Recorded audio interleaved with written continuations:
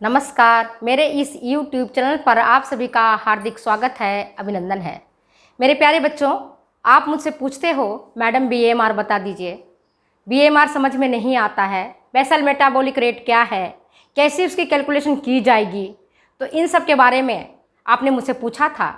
मैं पहले बताऊं कि मैंने आपके कमेंट का क्यों जवाब नहीं दे पाई, क्योंकि मैं अपने स्टेशन पर नहीं थी। मेरा पैतृक गाँव है बिहार में, एक जगह पड़ता है बक्सर, और वहीं पर हमारी एक मंदिर है। उस मंदिर में ठाकुर जी की प्रतिमा की स्थापना की जानी थी। तो एक सप्ताह मैं आउट ऑफ स्टेशन थी और उन्हीं ईश्वर के चरणों में लीन थी। इस कारण मैं आपको कमेंट, जो आपका कमेंट था उसका जवाब मैं नहीं दे पाई। सो आई एम वेरी सॉरी। आपने मुझसे पूछा मैडम BMR बता दीजिए, और उसमें से एक छात्रा तो बहुत ही क्या कहते धैर्य को खो दिया उसने, और बताया मैडम सबकी बातों को आप सुनती हैं, सबकी बातों को जवाब देती हैं, पर बस मैं कितने दिनों से आपको BMR पूछ रही हूँ, आपने BMR मुझे नहीं बताया। तो मेरे प्यारे बच्चों, आज मैं आपको BMR के बारे में बताऊंगी। जो वर्तमान में BMR है, जो इसका यूज किया जाता है, वह जिसमें हम मतलब जिसे नापते हैं BMR को, बेसल मेटाबॉलिक रेट को, वो है एपरेटस है, उसका नाम है बेनेडिक्ट रॉथ उपकरण। नाम अब समझ में आ गए होंगे। बेनेडिक्ट रॉथ ने इस एपरेटस को आविष्कार किया, इसलिए इस एपरेटस का नाम पड़ा बेनेडिक्ट रॉथ उपकरण। अब BMR क्या होता है? Basal metabolic rate. ऐसे पहले बेसल मेटाबॉलिक रेट को समझो, बेसिक चीज को समझो। जब मैंने पहले भी बताया, कंसेप्ट समझो। कंसेप्ट समझोगे आप क्वेश्चन को क्लियर कर लोगे। लेकिन अगर रट के जाओगे, थोड़ी सी क्वेश्चन ऊपर नीचे आएगा, आप घबरा जाओगे। You will not solve the correct answer अगर आप रट के गए हो तो। सो सबसे पहले आप कंसेप्ट को क्लियर करें। कैसे कंसेप्ट क्लियर करोगे? BMR क्या होता है? Basal metabolic rate. बेसल मतलब बेसिक, बेसिक मतलब फंडामेंटल, फंडामेंटल मतलब जो अनिवार्य है, जिसके बिना आपका काम नहीं चलेगा। जैसे जीवन जीने के लिए भोजन जरूरी है, सांस लेने के लिए ऑक्सीजन जरूरी है, और पानी जरूरी है। 3 चीज जरूरी है, तभी हम जिंदा रह सकते हैं। हालांकि आपके पास बहुत सारे गहने हो, खूब सारे कपड़े हो, खूब सारे महल हो, खूब सारे परिवार हो, लेकिन अगर ये 3 चीजें आपको उपलब्ध नहीं कराई जाए, हवा रोक दिया जाए, भोजन नहीं दिया जाए खाने को, पानी नहीं दिया जाए पीने को, आप जिंदा रह लोगे? नहीं रहोगे ना। इसी प्रकार से हमारे बॉडी के भीतर जो अनैच्छिक क्रियाएं हैं, उनको संपन्न करने के लिए ऊर्जा की जरूरत होती है, और वो ऊर्जा मिनिमम होती है। मिनिमम ऊर्जा की जरूरत होती है। अगर वो ऊर्जा उनको नहीं मिलेगा तो अंग वो काम नहीं करेंगे, वो अंग काम करना बंद कर देंगे। पहले भी मैंने आपको बताया था, हमारी क्रियाएं बॉडी की 2 प्रकार की होती हैं, एक ऐच्छिक, दूसरा अनैच्छिक। ऐच्छिक जो हमारी इच्छा का अधीन होता है, जिसको हम अपने मन से कर सकते हैं। जैसे मेरा मन हुआ तो उठे, मॉर्निंग वॉक किया, दौड़े, घर का काम किया, तो मतलब हमारे पैर ने काम किया, सीढ़ियां चढ़े उतरे। और अगर मन नहीं किया तो हम पलंग पर लेटे हुए हैं, हम उठते ही नहीं है, काम ही नहीं करते, हाथ पैर को हिलाते ही नहीं है, योगाभ्यास नहीं करते हैं। तो ये हमारे मन के अधीन है। हम हाथ को चाहे तो हिलाएं, चाहे तो नहीं हिलाएं, पैर से चाहे तो चलें, चाहे तो नहीं चलें। तो आपके इच्छा का अधीन है। जैसे उंगली को मोड़ना, खोलना, मुट्ठी बंद करना, खोलना, हाथों को घुमाना, ये सब सारी क्रियाएं क्या है? हमारी इच्छा का अधीन है। हम चाहे तो करें, चाहे तो नहीं करें। और दूसरी क्रिया होती है अनैच्छिक, जिस पर आपका कोई काबू नहीं होता है, कोई कंट्रोल नहीं होता है। ये कंट्रोल ऊपर वाले ने कर रखा है। अभी कोरोना ने सबको समझा दिया, बता दिया आपके पास बहुत पैसे थे, सब कुछ था, सारे परिवार थे, लेकिन जब बीमारी आई तो सांस लेना भी दूभर हो गया। ऑक्सीजन ऊपर से सप्लाई किया गया, सिलेंडर दिया गया, ऑक्सीजन सिलेंडर दिया गया सांस लेने के लिए। तो ये कौन सी क्रियाएं? अनैच्छिक क्रियाएं हैं। सांस लेना, छोड़ना, भोजन का पचना, पेशाब का बनना, रक्त का परिसंचरण होना, दिमाग का सोचना, ये सारी क्रियाएं अनैच्छिक क्रियाएं हैं। आप चाहे करो चाहे मत करो। आप सोते रहते हो तो भी हृदय काम करते रहता है, फेफड़े काम करते रहते हैं, सांस आने जाने की क्रियाएं चलते रहती हैं, वो बंद नहीं होता।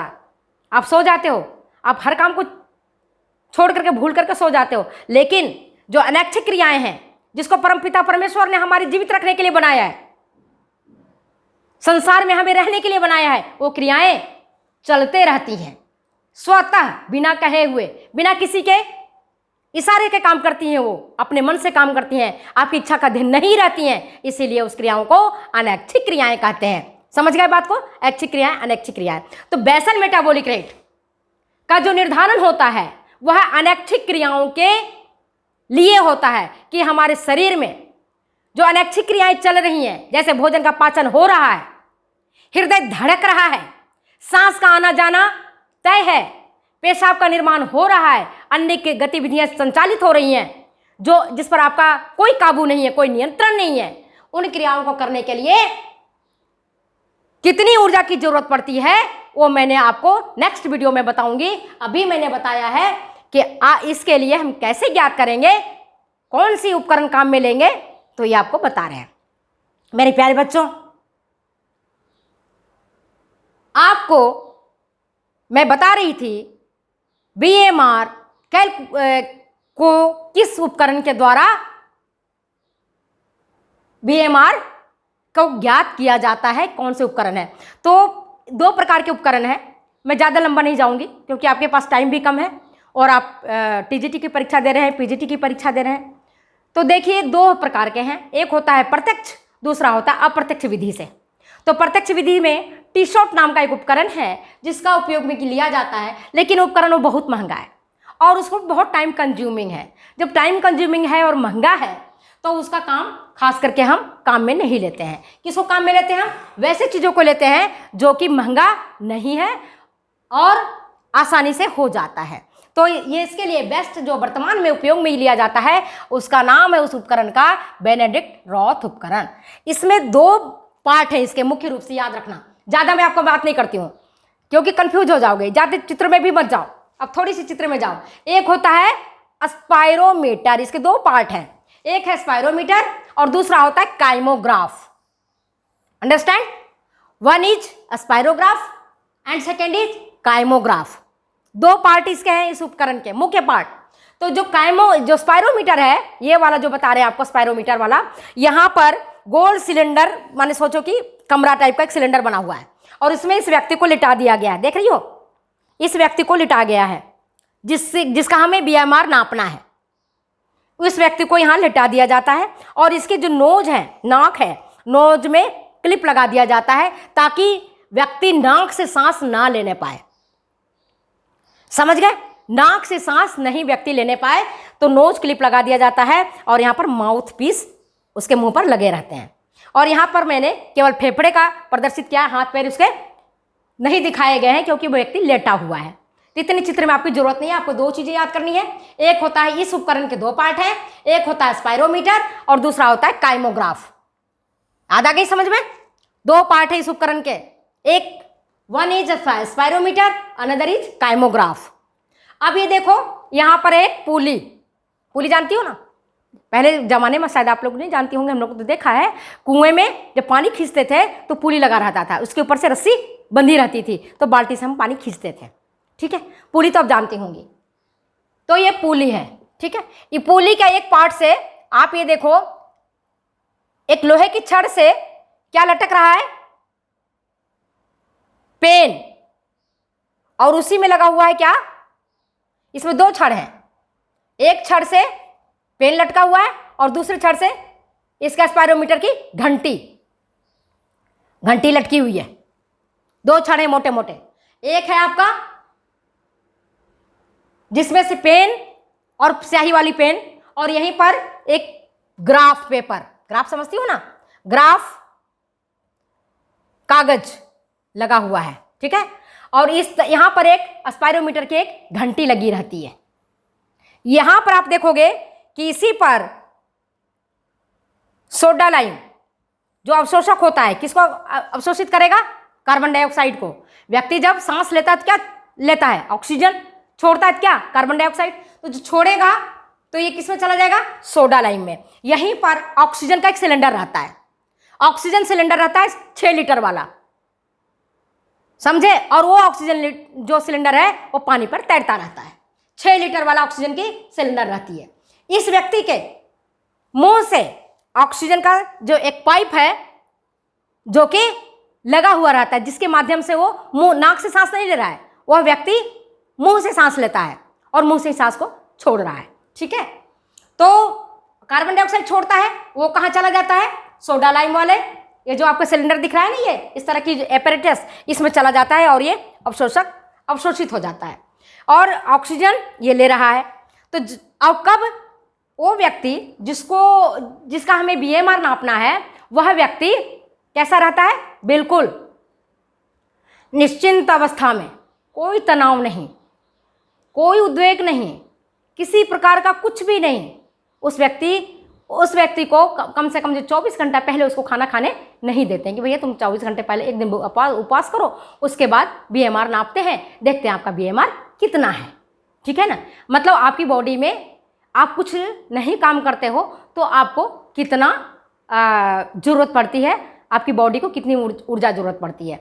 तो वो व्यक्ति सुषुप्तावस्था में नहीं रहता है।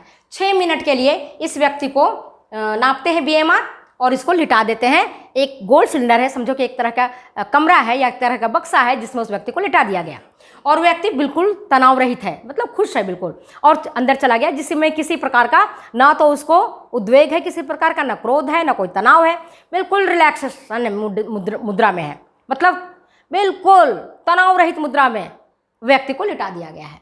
ठीक है, ऑक्सीजन का ये प्रवेश द्वार है, आप देख रहे हो, यहाँ से उसके मुंह में ऑक्सीजन जा रहा है ना, उस व्यक्ति सांस ले रहा है और कार्बन डाइऑक्साइड को छोड़ रहा है जो कि दूसरी नली से होते हुए चला जा रहा है इसमें सोडा लाइम वाले अवशोषक वाले जो एपरेटस है उसमें। तो क्या होता है कि जब व्यक्ति सांस लेता है तो ये घंटी जो है ना स्पायरोमीटर की, वो हिलती है, और जब ये घंटी हिलती है तो ये पुली देख रहे हो, ये पुली के माध्यम से जो मैंने आपको बताया, छड़ है, छड़ के पास पेन है, पेन के पास पेन स्याही लगी हुई है और यहीं पर कागज है। तो जैसे जैसे व्यक्ति सांस लेता है और सांस लेने के दौरान ये ऊपर नीचे होता है ना, सांस लेता है, सांस लेता है और छोड़ता है तो ऊपर नीचे होती है, और ऊपर नीचे होने के बाद ये जो पेन है ना, वो पेन हिलता है, और यहाँ पर चूंकि स्याही लगा हुआ है तो इस तरह से उसका ऊपर नीचे आप देखते हो। जैसे आप लोग कहते हो ना कि वो हृदय की धड़कन देखने के लिए डॉक्टर साहब करते हैं, कौन सी नाम मैं भूल रही हूँ अभी, कहते हैं ना कि आपके हार्ट अटैक किसी को हो रहा है या हार्ट को कुछ जांचना है तो उसकी जांच के लिए आप जाते हो, डॉक्टर साहब कराते हैं, अभी नाम मैं भूल रही हूँ, याद ध्यान नहीं है, तो ECG करवाते हैं हम। ठीक है ना, तो ECG भी इसी तरह का तो आता है, हृदय की धड़कन कभी ऊपर कभी नीचे, कभी ऊपर कभी नीचे, है ना, ECG करवाते हैं ना, इलेक्ट्रोकार्डियोग्राफ करवाते हैं। ठीक है, इलेक्ट्रोकार्डियोग्राफी इसको कहते हैं। तो इसी तरह से ये देखो कि इसी तरह से ये ऊपर नीचे होता है। ठीक है, समझ गया बात को। और उसको कितने मिनट के लिए लेटाते हैं? 6 मिनट के लिए, और 6 मिनट के लिए लेटाते हैं और फिर उसकी गणना करते हैं कि कितना होता है। ऐसा माना जाता है कि जब कोई व्यक्ति लेटी हुई अवस्था में है ना, तो अगर 1 लीटर व्यक्ति ऑक्सीजन लेता है ना, तो उससे 4.8 किलो कैलोरी ऊर्जा उत्पन्न होती है। और ये भी मानते हैं कि श्वसन गुणांक, उसका जो रेस्पिरेटरी क्वेश्चन होता है, श्वसन गुणांक, वो मानते हैं इस दौरान 0.82 माना गया है। समझ गया? और ये भी मानते हैं कि व्यक्ति 1100 मिलीलीटर ऑक्सीजन वो लेता है, जिसे मैं अगली वीडियो में बताऊंगी। 6 मिनट में एक व्यक्ति ने कितना भी लिया है ऑक्सीजन? 1100 मिलीलीटर, मतलब 1.1 लीटर 6 मिनट में उस व्यक्ति ने ऑक्सीजन को ग्रहण किया है। श्वसन गुणांक उसका 0.82 है, और 1 लीटर ऑक्सीजन अगर उपयोग में वो लेता है तो 4.8 किलो कैलोरी उससे ऊर्जा उत्पन्न होती है। इतनी सारी चीज़ें मैंने आपको बता दी। नेक्स्ट वीडियो में हम मिलते हैं आपको नेक्स्ट कैलकुलेशन कैसे करेंगे इस संदर्भ में। तो फिर मुझे जाने की इजाज़त दीजिए, फिर मिलते हैं अगले वीडियो में अगले एपिसोड के साथ। Thank you, lots of thanks, आपको धन्यवाद।